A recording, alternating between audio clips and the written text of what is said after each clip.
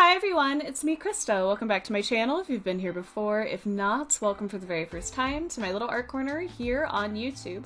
Today we're going to be unboxing the SketchBox Premium Box for September 2020.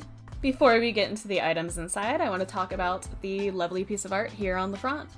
This was probably done with that box we got a couple of months ago that had the walnut ink in it, and it is by Molly McHenry, and she goes by @ArtHarpy.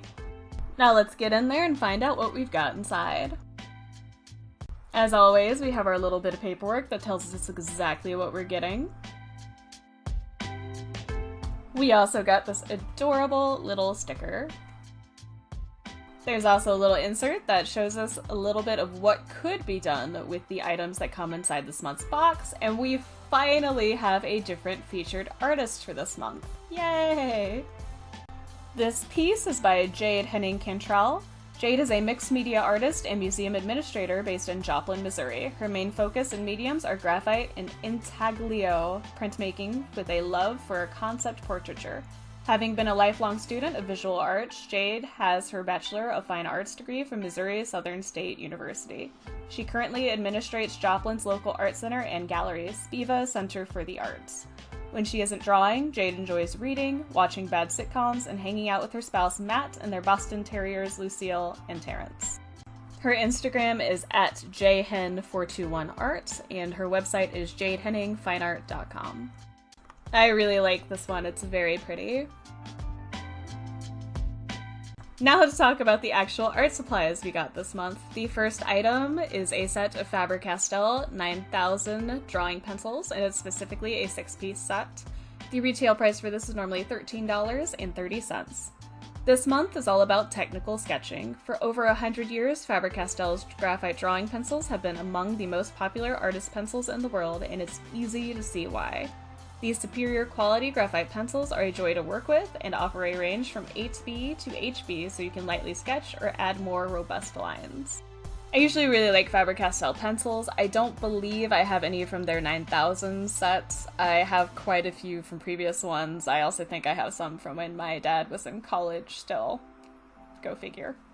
So far it seems like a nice set. I also enjoy how it focuses more on the softer lead pencils. With the deeper ones, you'll definitely be able to get to some really nice, dark, deep, almost black shades going on, as you could see in the example that we have.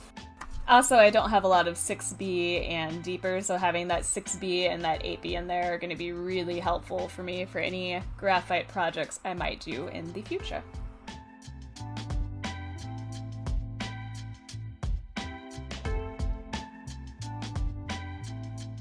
The next item we got in this month's box is a Kuretake ZigOblique Calligraphy 1.0 in sepia. The retail price for this is normally $2.50. These pens have one of the most unique fine liner tips available. It's like a micro chisel tip that allows for varied stroke width that is both precise and offers flexibility. When I saw this was a calligraphy pen, I actually thought it was going to be a brush tip, and it's not. It's a fine tip like you see right here. It's a nice color, it seems to apply pretty well. I don't know how varied the strokes you can actually get with it are yet. In here we have even more markers. There are specifically some Unimot markers in Sax Blue, Beige, and Turquoise. The retail price for these is normally $2.29 each. We shipped a set of these back in April and included 3 more to expand your range of colors. We love the tip that Uni developed for these. It's just so good at laying down a crisp, even line. Yeah, I do remember these coming in the April box. I do like the colors they sent this time, although they're pretty similar to what they sent last time. They do look like they'd go together pretty well. I did have a small issue with one of them. For some reason, the beige one, it seems like it's dried out. It just did not want to work for me. That happens sometimes during shipment, especially when it's as hot as it's been lately. It'll just dry out the marker. I was able to get it working a tiny bit, but part of it did explode. In the photo that's coming up here in just a moment, you're going to see that the ink kind of squirted out around the tip right there instead of going through the nib like it's supposed to. Oopsies! I will mess around with it a bit more to see if I can get it to work out, but stuff happens. We got another Derwent product this month. This one is a kneadable artist eraser. The retail price for this is normally $5.41. Typically only available in the European market, once we used this eraser, we knew we had to source it. Not all kneaded erasers are created equal, and this one has a great texture and unparalleled lifting ability. I've used other Derwent erasers before, kneadable ones, and they've all seemed to work pretty well. Apparently this one is slightly different. I do like the fact that it came in a little plastic case. That sounds really weird to say, but especially after it's been used, it's going to be nice to just kind of shove it in there. The final marker we got is a Copic Multiliner 0.5mm in wine. The retail price for this is normally $3.99, and it is a staff favorite. The Copic Multiliner is the fine liner by which all others are judged. It has a resilient tip, which is versatile, 0.5mm size. We chose a relatively new color, wine, to add to your palette this month. It's a pretty color, and I do like these multiliners, and I'm happy to have a new color to add to my collection.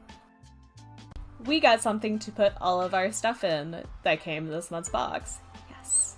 This is a SketchBox Signature art supply case. It is normally $9.99 retail, and it is exclusive for SketchBox, obviously.